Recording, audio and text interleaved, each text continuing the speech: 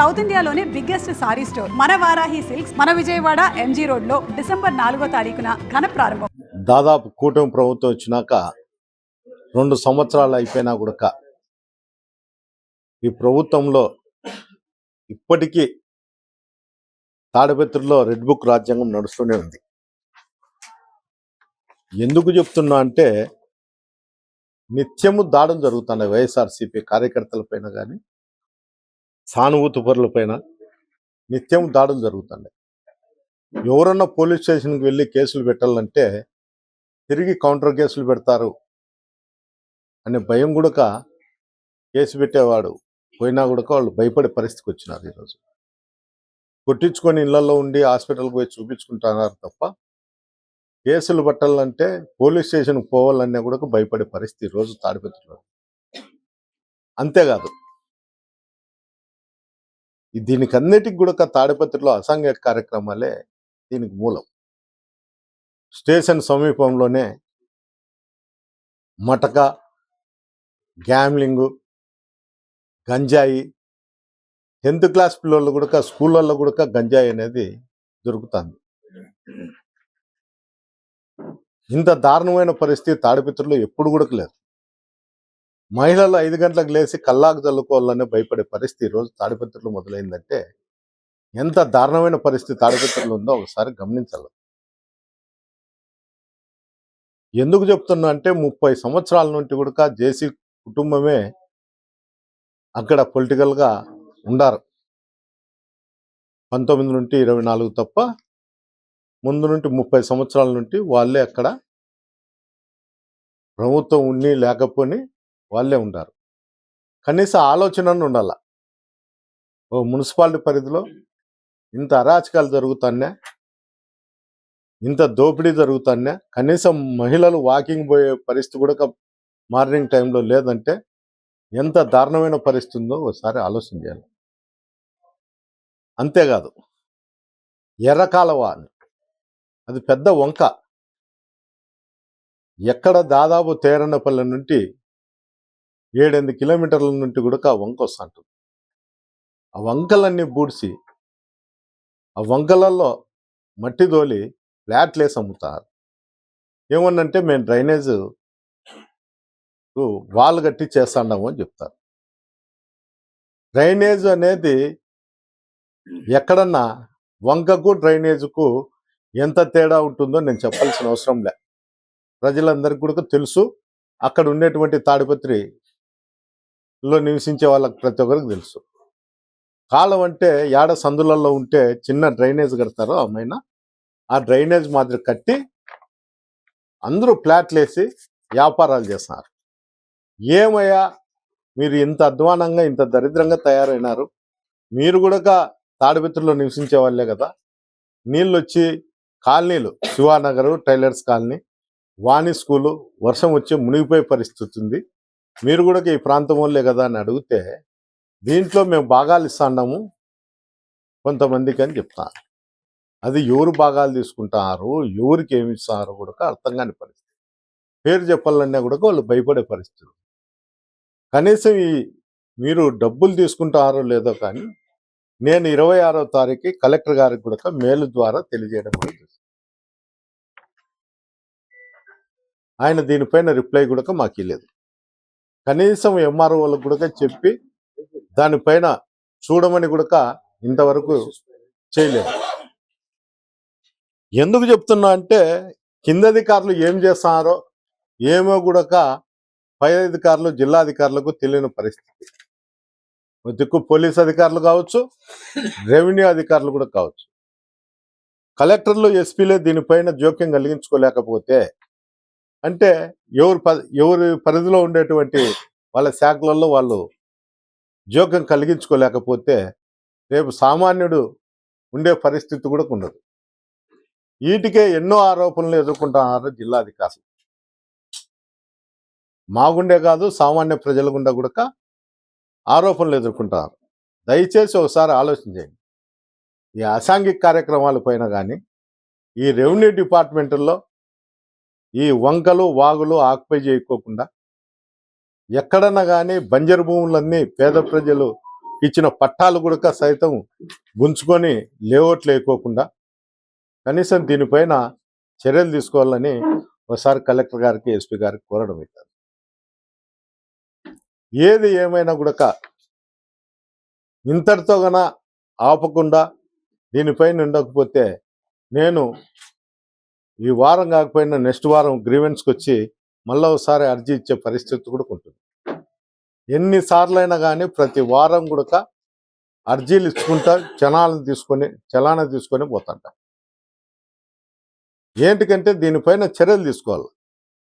ఏదో రూపంలో కనీసం మేము పేపర్ రూపంలో ఉన్న అధికారులకు తెలియజేస్తే ఓ తృప్తి అని ఉంటుంది. మేము అధికారులను కలుస్తున్నాము, మేము చేస్తున్నాము దీనిపైన అనే ఒక తృప్తి మాలో మిగులుతుందనేది నా ఆశ.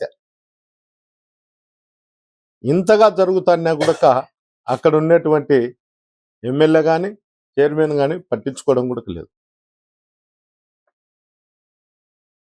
ఏమన్నా ఏ మటకావు అని అడిగినా, ఏ బంగాకు గంజాయి అని అడిగినా, ఏ కార్సాడేవని అడిగినా కూడా మేము ఎమ్మెల్యే వాళ్ళకు చందాలు ఇస్తాండామని చెప్తున్నారు. అది చందాల్లో మా ఊళ్ళో నాకు తెలియదు, కానీ వాళ్ళు చెప్పే భాష అయితే మేము వాళ్ళకు కూడా అందిస్తున్నాం వారం వారం అని చెప్తారు. మీలో చిత్తశుద్ధి ఉంటే, మీకు వాళ్ళకు సంబంధాలు లేకపోతే పోలీస్ అధికారులకు ఒకసారి మీరు మీ గుండా తెలియజేయాల. ఇక్కడ ఎలాంటి అసాంఘిక కార్యక్రమాలు జరిగినా, మహిళలు వాకింగ్ పోయినా వాళ్ళపైన దాడులు జరుపుకోకుండా, వైఎస్ఆర్సీపీ కార్యకర్తల పైన కానీ సానుభూతి పరుల పైన కానీ గలాటలు జరుపుకోకుండా చూడాలని మీరు పోలీస్ శాఖకు మీడియా రూపంలోనూ లేకపోతే ఎటు మీరు వాళ్ళని పిలిచి మాట్లాడుతుంటారు. మీ భాషలో మీరు మాట్లాడుతుంటారు. ఆ భాషలోనే మీరు కన్నా చర్యలు తీసుకోకపోతే మేము ప్రతిరోజు ఏ భాష మాట్లాడుతున్నామో ఆ భాషతో మీ మీద చర్యలు తీసుకోవాల్సి వస్తుంది. ఆ విధంగా మేము మాట్లాడాల్సి వస్తుందని ఒక్కసారి మీరు అందరూ దగ్గర కూడా మీరు మాట్లాడగలిగితే కనీసం జరిగిన సాటికి జరిగింటుంది, నిలబడే పరిస్థితి. ఈరోజు ఎమ్మెల్యే గారే చూస్తాను, డ్రైనేజ్ ప్రాబ్లం ఉంటే గాంధీ కట్టగా నుండి పెన్నా వరకు కెనాల్ తీయాలని నువ్వే చూస్తాడు. నువ్వు టౌన్లో డ్రైనేజీలు ఎంత తీసినా కూడా ఊరు బయట ఉన్నటువంటి వంకలు పూడిస్తే డ్రైనేజ్లో నీళ్లు కూడా మళ్ళీ ఊర్లో రోడ్ల మీద పోవాల్సిందే తప్ప వేరే విధంగా ఉండదు. దయచేసి ఎమ్మెల్యే కానీ ఎమ్మెల్యే తండ్రి అయినటువంటి ప్రభాకర్ రెడ్డి గారు మీరు దీనిపైన చర్యలు తీసుకోండి. ఈ రెడ్ బుక్ రాజ్యాంగము ఇంకోటి ఏం ఉండదు. కేవలము ఆ రాజ్యాంగాన్ని నమ్ముకొని మీరు రాజకీయాలు చేస్తాము ఇదే ఉంటే మా వాళ్ళు కూడా డిస్టర్బ్ అనేది పెట్టినారు. అంటే ఈ సంస్కృతి ఎట్లుంటుందంటే గతంలో ఫ్యాక్షన్ నుండి గ్రామాలు పోతూ చంపుకుంటూ కొట్టుకుంటూ పోయేవాళ్ళు. ఈరోజు రాజకీయాలను అడ్డం పెట్టుకొని సీఎం కొడుకే రెడ్ బుక్ రాజ్యాంగాన్ని మేము నడుపుతాము అని పబ్లిక్గా చెప్తానే కూడా ఆ పరిస్థితి రోజు వస్తే ప్రతి కాన్ఫరెన్స్లో 50 మందినో 60 మంది పైన దాడులు జరిగితే భవిష్యత్తులో కూడా ఈ 50-60 మంది ప్రతి కాన్ఫరెన్స్లో దెబ్బతిన్న వాళ్ళ తిరిగి దాడులు చేసేదానికి మాకు డిజిటల్ డైరీ ఉంది, మేము రాసుకుంటూ అన్నాము, దీన్ని వడ్డీతో తీర్చామంటే అప్పుడు 100-120 మంది అవుతారు. సంఖ్య పెరిగేది తప్ప తరిగేది ఉండదు. దయచేసి అందరికీ చెప్పేది నేను ఒకటే, వ్యక్తిగతం వేరు, ఎవరో నాయకులు చెప్తేనో లేకపోతే ఇంకోరు చెప్తేనో మీ స్వలాభం కోసమో లేకపోతే మీ మాటకాయ మంగతాయి బంగాక వ్యాపారాల్లో ఈ రియల్ ఎస్టేట్లో వంకలు వాగులు ఆక్యుపై చేసుకునే దానికోసము మేము ఇవి చేస్తే ఎవరి మీద దాడి చేస్తే మాకు ఆ ఎమ్మెల్యేనో చైర్మన్ మాకు ఇవి చేసుకునే దానికి పర్మిషన్ ఇస్తాయని ఆలోచన మటుకు చేసుకోవద్దండి. దయచేసి ఏంటికంటే అందరూ కూడా ఈ రాష్ట్రంలో ఒకప్పుడు రాయలసీమలో ఫ్యాక్షన్ ఉండేది, ఈరోజు ఫ్యాక్షన్లు అనేది లేకుండా పోయినాయి, సమూలంగా తగ్గినాయని అందరూ అనుకుంటారు. అందరు పిల్లలు కూడా ఉద్యోగాలు చేసుకుంటా బెంగళూరు, హైదరాబాదు, బాంబే, అమెరికా ఇంకోసాట ఉండి ఉద్యోగాలు చేస్తారు. తిరిగి మీరు చేసే రెడ్ బుక్ రాజ్యాంగానికి అనుసరించి ఇట్లే చేస్తా అంటే రేపు మా ప్రభుత్వం వచ్చినప్పుడు కూడా డిస్టర్బరీ తెచ్చారు. ఇప్పుడు మీరు ఏం చేస్తా అంటే అప్పుడు 06, 07, 08 పోతుంది. అంటే ఈరోజు మీరు కాళ్ళు ఇరగొడితే రేపు చేతులు రెండు ఇరగొడతారు. ఈ పరిస్థితి ఎవరికి అవసరం లేదు. సామాన్య ప్రజలకు అవసరం లేనిది ఈరోజు కొంతమంది స్వార్థ రాజకీయాల కోసం దీన్ని పురుగొలుపుతున్నారు. ఏమన్నంటే పొద్దున్నే పోలీస్ అధికారులను పిలిచేది, వాని మీద కేసు పెట్టండి, వీళ్ళ మీద కేసు పెట్టండి. కేసులకు భయపడేవాడు ఎవరూ లేరు. ఏంటికంటే అందరూ పోల్చుకుంటున్నారు. చంద్రబాబు నాయుడు లోపలికి పోయినాడు, ఎప్పుడో ఇందిరాగాంధీ లోపలికి పోయింది, పివి నరసింహరావు లోపలికి పోయినాడు. ఇంతమంది లోపలికి పోతే సామాన్యులు మేము లోపలికి పోయేది ఒక లెక్కన అని పోల్చుకుంటున్నారు. అంటే కంపారిజం అవుతుంది. ఎట్లా వ్యాపారాలలో బిజినెస్లో ఎట్లా కంపారిజం ఉందో, పొలిటికల్గా ఎట్లా కంపారిజం ఉందో, నేరం చేసినా కూడా లోపలికి పోయేదానికి కూడా పెద్ద నాయకులు పోల్చుకుంటారు. అంటే వాళ్ళే పోయినారు, మేము పోయే దాంట్లో తప్పే ఉంది అని. అంటే ఎంత సులభంగా ప్రతి మనిషికి కంపారిజం చేస్తున్నారంటే ఒకసారి ఈరోజు చేస్తున్నటువంటి దౌర్జన్యాలు ఆపాలనే నా కోరిక. ఈరోజు మా మీద పోలీసులు కేసులు రాసుకోలేదు అంటే రేపు కూడా అట్లాంటి ప్రభుత్వమే ఉంటుంది. ఈరోజు ఏ విధంగా మీకు పై నుండి మీకు ఏ విధంగా గైడ్లైన్స్ వచ్చాయో, గతంలో ఏ విధంగా ఉందో మళ్ళీ వచ్చే ప్రభుత్వంలో కూడా అదే విధంగా గైడ్లైన్స్ ఉంటాయి. ఉండకూడదు ఏటుకు పోతాయి. అప్పుడు ఏందో కార్యకర్తల మీద పోలీసులు ఉన్నారు, ఈరోజు అధికారులు కూడా బలైపోతారు. ఎవరినన్నా ఏమన్నా అడిగితే మేము రెడ్ బుక్లో ఉన్నా, దీన్ని ఒకటి తప్పించుకొని 6 నెలలు ఉద్యోగం చేస్తా ఉన్నా, మీ మీద కేసులు పెట్టినా ఏమనుకోవద్దండి అనే పరిస్థితికి వచ్చినారు. అంటే ఈ రోజు తప్పించుకుంటే రేపు కూడా ప్రభుత్వం మారినప్పుడు డిజిటల్ బుక్ రాకుండా పోతుందా? నేను చెప్పేది ఏమంటే ఈరోజు మీరు తప్పు చేస్తే రేపు కూడా దీనికి లోబడే ఉండాల్సిన పరిస్థితి ఏర్పడుతుంది. అధికారులకు కావచ్చు, రాజకీయం కావచ్చు, రౌడీజానికి కావచ్చు, ఏ దానికైనా కానీ తిరిగి దీని మూల్యమైతే ఎప్పుడో ఒకసారి చెల్లించుకోవాల్సిన అవసరం వస్తుంది.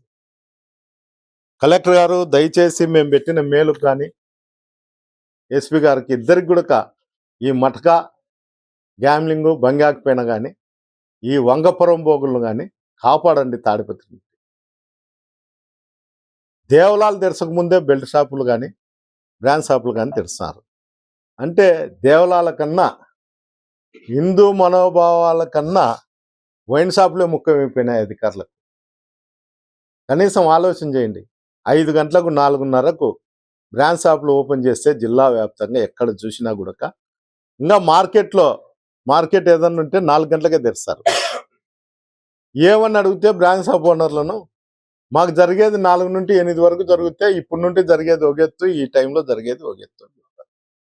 కనీసం ఎక్సైజ్ అధికారులు కానీ ఎవరన్నా కానీ అధికారులు ఏం చేస్తారో తెలుసు.